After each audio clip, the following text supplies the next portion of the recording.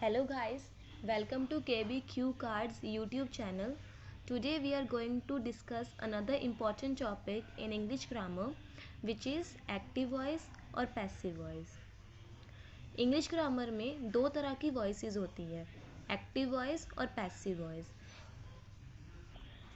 अब active voice में हम सब्जेक्ट को प्रायोरिटी देते हैं, जबकि पैसिव वॉइस में हम ऑब्जेक्ट को प्रायोरिटी देते हैं. अब एक्टिव वॉइस को एक्टिव ही क्यों कहा जाता है? क्योंकि इसमें जो सब्जेक्ट होता है वो एक्टिव होता है, यानी वो कोई कार्य करता है या कर रहा है. For example, Ram killed Ravan. यहाँ पे राम सब्जेक्ट है और रावण ऑब्जेक्ट है और राम ने रावण को मारा. ऐसे ही सीता रीड्स अ बुक. यहाँ सीता सब्जेक्ट है और book object. But in passive voice, the roles of subject और object are reversed. Passive voice में subject और object आपस में अपनी जगह बदल लेते हैं. अब इस एग्जाम्पल से हम ये सीखते हैं कि कैसे एक्टिव वॉइस को पैसिव वॉइस में कन्वर्ट किया जाता है. For example, Vikas pledge cricket. Vikas cricket खेलता है. अब इस सेंटेंस में विकास सब्जेक्ट है और क्रिकेट ऑब्जेक्ट. जब भी हम एक्टिव वॉइस को पैसिव वॉइस में कन्वर्ट करते हैं तो सब्जेक्ट ऑब्जेक्ट बन जाता है और ऑब्जेक्ट सब्जेक्ट की जगह ले लेता है. तो जब विकास प्लेज क्रिकेट सेंटेंस को हम पैसिव वॉइस में कन्वर्ट करेंगे तो विकास ऑब्जेक्ट बन जाएगा और क्रिकेट सब्जेक्ट बन जाएगा. अब इसको सेंटेंस ऐसे बनेगा, विकास क्रिकेट इज़ प्लेड बाय विकास. और जब भी हम एक्टिव वॉइस को पैसिव वॉइस में कन्वर्ट करते हैं तो सब ऑब्जेक्ट के साथ एक न्यू वर्ड ऐड हो जाता है, बाय. और सब्जेक्ट के साथ एक हेल्पिंग वर्ब लग जाती है. जैसे अगर आप प्रेजेंट की बात कर रहे हो तो इज एम आर लगेगा, अगर पास्ट की बात कर रहे हो तो वॉज वर, और अगर फ्यूचर की बात कर रहे हो तो शैल और विल. तो ये प्रेजेंट इंडेफिनिट टेंस का सेंटेंस है, तो इसीलिए इसमें हेल्पिंग वर्ब लगेगी इज़. क्रिकेट इज़, और क्रिकेट सिंगुलर है इसीलिए इज़ लगा. और जब भी एक्टिव वॉइस को हम पैसिव वॉइस में कन्वर्ट करते हैं तो हमेशा वर्ब की थर्ड फॉर्म यूज़ होती है. इट डजेंट मैटर आप प्रेजेंट टेंस को कन्वर्ट कर रहे हो, पास्ट टेंस को कन्वर्ट कर रहे हो या फ्यूचर टेंस को. जब भी आप पैसिव वॉइस में कन्वर्ट करोगे हमेशा वर्ब की थर्ड फॉर्म ही लगेगी. सो क्रिकेट इज़ प्लेड बाय विकास. अब कुछ रूल्स होते हैं जब हम सेंटेंस को एक्टिव वॉइस को पैसिव वॉइस में कन्वर्ट करते हैं. पहला तो यही हो गया कि हमेशा सब्जेक्ट ऑब्जेक्ट बन जाता है और ऑब्जेक्ट सब्जेक्ट बन जाता है. जैसे अगर हमने एक्टिव वॉइस में सेंटेंस लिया है, आई लव क्रिकेट, तो यहाँ पे आई सब्जेक्ट है, लेकिन जब इसे हम कन्वर्ट करेंगे पैसिव वॉइस में तो आई सब्जेक्ट नहीं होगा, आई ऑब्जेक्ट बन जाएगा और आई जो है वो मी हम बोलेंगे. जैसे cricket is loved bye me, cricket के साथ इज़ लग गया, वर्ब की थर्ड फॉर्म लग गई, बाय आई का मी बन गया.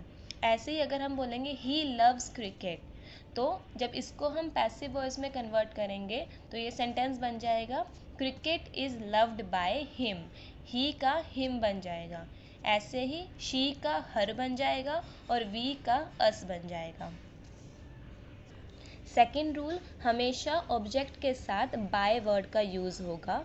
And third one is verb की हमेशा थर्ड फॉर्म यूज़ होगी जब भी हम एक्टिव वॉइस को पैसिव वॉइस में कन्वर्ट करेंगे. अब कुछ एग्जाम्पल्स की प्रैक्टिस करते हैं. सबसे पहले present indefinite tense.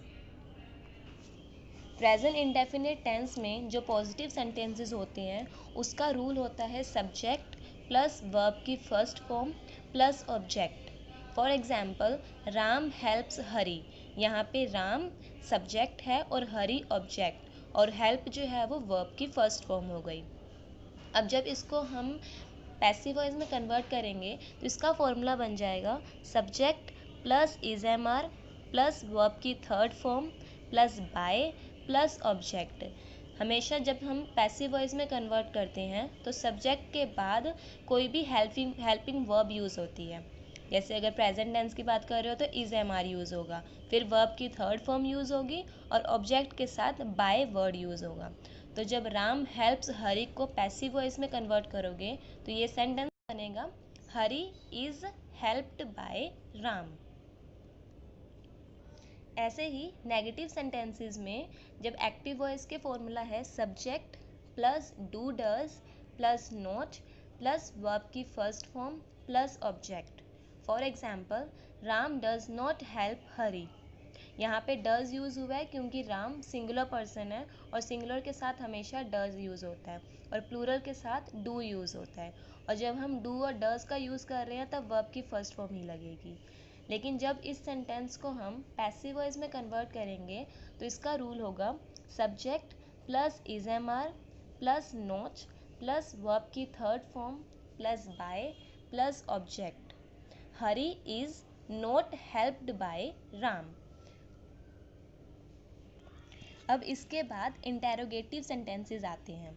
Interrogative sentences का मतलब होता है जब हम किसी से कुछ क्वेश्चन पूछते हैं। क्वेश्चन वाले सेंटेंसेस को इंटेरोगेटिव सेंटेंस बोलते हैं। और जब हम इंटेरोगेटिव सेंटेंसेस बनाते हैं तो जो हेल्पिंग वर्ब होती है वो पहले आती है और हेल्पिंग वर्ब के बाद सब्जेक्ट आता है। तो do does plus subject plus verb की first form plus object. Does, for example, does Ram help Hari. और ऐसे ही जब इस सेंटेंस को हम पैसिव वॉइस में कन्वर्ट करेंगे तो ये बनेगा is am are plus subject plus verb की third form plus by plus object. Is Hari helped by Ram. May I clear here? ये तो हो गया प्रेजेंट इंडेफिनिट टेंस। इसके बाद आता है प्रेजेंट कंटिन्यूस टेंस। कंटिन्यूस का मतलब होता है कोई काम हम कर रहे हैं, कोई भी राम या सीता कोई काम कर रहा है या हम कोई काम कर रहे हैं उसे प्रेजेंट कंटिन्यूस टेंस कहते हैं। तो जो प्रेजेंट कंटिन्यूस टेंस के पॉजिटिव सेंटेंसेस होते हैं उसमें हम फॉर्मूला यूज़ करते हैं subject plus is am are plus verb की first form plus I N G plus object. अब कंटिन्यूस टेंस में आई एन जी क्यों लगता है? क्योंकि ये दिखाता है कि हम कोई कार्य कर रहे हैं। आई एन जी से ये क्लियर हो जाता है कि हम कोई कार्य कर रहे हैं, इसीलिए वर्ब के साथ आई एन जी लगता है। और इसमें हेल्पिंग वर्ब यूज़ हो रही है इज एम आर। तो जब सेंटेंस बनाएंगे the peon is opening the gate, तो वर्ब के साथ आई एन जी लग गया ओपनिंग, हेल्पिंग वर्ब लग गई इज क्योंकि पियून जो है वो सिंगुलर पर्सन था। तो the peon is opening the gate. और जब इस सेंटेंस को हम पैसिव वॉइस में कन्वर्ट करेंगे तो इसका फॉर्मूला बनेगा subject plus is am are plus being plus verb की थर्ड फॉर्म प्लस बाय और प्लस ऑब्जेक्ट। अब इस सेंटेंस में इज एम आर के साथ बीइंग वर्ड यूज़ हो रहा है क्योंकि ये तो मैंने पहले बताया था एक्टिव वॉइस को जब हम पैसिव वॉइस में कन्वर्ट करते हैं तो वर्ब की थर्ड फॉर्म लगती है और वर्ब की थर्ड फॉर्म के साथ तो हम आई एन जी लगाएंगे नहीं, इसीलिए बीइंग एक न्यू वर्ड का यूज़ होता है इसमें। तो जब हम the peon is opening the gate sentence को पैसिव वॉइस में कन्वर्ट करेंगे तो ये बनेगा the gate is being opened by the peon. यहाँ पे हेल्पिंग वर्ब के बाद बीइंग वर्ड का यूज़ होगा। ऐसे ही इन नेगेटिव सेंटेंसेस में subject plus is am are plus not plus verb की first form plus I N G plus object, ये फॉर्मूला यूज़ होगा। बस हेल्पिंग वर्ब के बाद आपको नॉट यूज़ कर देना, बाकी पूरा पॉजिटिव जैसा ही था एक्टिव वॉइस में। और इस फॉर्मूले से सेंटेंस बनेगा the peon is not opening the gate, helping verb के बाद नॉट लग गया। और जब इस सेंटेंस को हम पैसिव वॉइस में कन्वर्ट करेंगे तो subject plus is am are plus not plus being plus verb की थर्ड फॉर्म प्लस ऑब्जेक्ट। अब इसमें इज एम आर के बाद नोट लगेगा और बीइंग से पहले नोट लगता है। The gate is not being opened by the peon. ऐसे ही इंटेरोगेटिव सेंटेंसेस में हेल्पिंग वर्ब पहले आ जाएगी is am are plus subject plus verb की first form plus I N G plus object. Is the peon opening the gate. और जब इस सेंटेंस को हम पैसिव वॉइस में कन्वर्ट करेंगे तो हेल्पिंग वर्ब पहले is am are plus subject और सब्जेक्ट के बाद बीइंग लगता है प्लस वर्ब की third form plus by plus object. Is the gate being opened by the peon. अब यहाँ पे प्रेजेंट कंटिन्यूस टेंस ख़त्म हो गए। इसके बाद आता है present perfect tense. Present perfect tense का मतलब है जैसे हम कुछ कार्य कर चुका है, कर चुके हैं, कर लिया है, तो वो सब सेंटेंसेस होते हैं प्रेजेंट परफेक्ट टेंस। और प्रेजेंट परफेक्ट टेंस में वर्ब की थर्ड फॉर्म ही लगती है। जब भी हम टेंसेस यूज़ करते हैं, पॉजिटिव, नेगेटिव या इंटरोगेटिव सेंटेंसेस बनाते हैं प्रेजेंट परफेक्ट टेंस में, तो हमेशा वर्ब की थर्ड फॉर्म ही लगती है। तो इसीलिए प्रेजेंट परफेक्ट टेंस को जब हम पैसिव वॉइस में कन्वर्ट करते हैं तो ज़्यादा चेंजेस नहीं होते, क्योंकि वर्ब की फॉर्म सेम लगती है। अब प्रेजेंट परफेक्ट टेंस का पॉजिटिव सेंटेंसेस का फॉर्मूला होता है subject plus has have plus verb की third form plus object. For example, I have finished my work, मैंने अपना कार्य कर लिया है। एंड जब भी प्रेजेंट परफेक्ट टेंसेस होते हैं उसके एंड में कर लिया है, कर चुका हूँ, कर चुका है, ये सब आते हैं।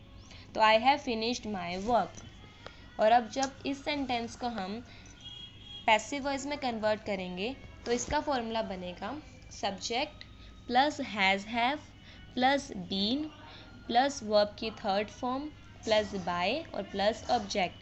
बाकी सब कुछ सेम रहेगा, बस हैज़ और हैव के बाद बीन वर्ड यूज़ हो जाएगा, बाकी पूरा सेम है। और ऑब्जेक्ट के पहले बाय वर्ड तो लगना ही लगना है। अब जब इस सेंटेंस को हमने पैसिव वॉइस में कन्वर्ट किया तो वर्क जो पहले ऑब्जेक्ट था यहाँ सब्जेक्ट बन गया। वर्क सिंगुलर पर्सन सिंगुलर है इसीलिए हैज़ लगेगा। Work has been finished by me, ये ऐसे बन जाए। जैसे पहले बताया था कि आई जब ऑब्जेक्ट बन जाता है तो मी बन जाता है, ही जब ऑब्जेक्ट बन जाता है तो हिम बन जाता है, शी जब ऑब्जेक्ट बन जाता है तो हर बन जाता है। तो ऐसे ही जब आई बनेगा तो वो मी बना, work has been finished by me. ऐसे ही जब हम नेगेटिव सेंटेंसेस बनाएंगे तो उसका फॉर्मूला होता है subject plus has have plus not, has have के बाद नॉट लग जाएगा, प्लस वर्ब की third form plus object. I have not finished my work. और अब जब इस सेंटेंस को हम पैसिव वॉइस में कन्वर्ट करेंगे तो subject plus has have plus not, not के बाद बीन लगेगा, प्लस वर्ब की third form plus by plus object. Work has not been finished by me, has not फिर बीन लगा, वर्ब की थर्ड फॉर्म बाय और फिर ऑब्जेक्ट, आई को मी बना दिया। Work has not been finished by me. ऐसे ही जब इस सेंटेंस को हम इंटेरोगेटिव में बनाएंगे तो जो हेल्पिंग वर्ब थी हैज़ और हैव वो स्टार्टिंग में लग जाएगी और उसके बाद सब्जेक्ट लगेगा। Has have plus subject plus verb की third form plus object. Have I finished my work. और जब इस सेंटेंस को हम पैसिव वॉइस में कन्वर्ट करेंगे हैज़ हैव प्लस सब्जेक्ट, और अब सब्जेक्ट के बाद बीन वर्ड यूज़ होगा और बीन के बाद वर्ब की थर्ड फॉर्म यूज़ होगी, plus by plus object. Has work been finished by me, ये ऐसे सेंटेंस बनेगा। इसके बाद नेक्स्ट सेंटेंस तो यूँ होता है प्रेजेंट परफेक्ट कंटिन्यूस टेंस, लेकिन इस टेंस को पैसिव वॉइस में नहीं बदला जाता। बस 3 ही टेंस होते हैं जिन्हें पैसिव वॉइस में बदला जाता है। तो यहाँ पे प्रेजेंट टेंस फिनिश हो जाता है। आई होप यहाँ तक क्लियर हो गया होगा। कुछ भी अगर कन्फ्यूज़न है तो आप कमेंट सेक्शन पे पूछ सकते हैं। Thank you.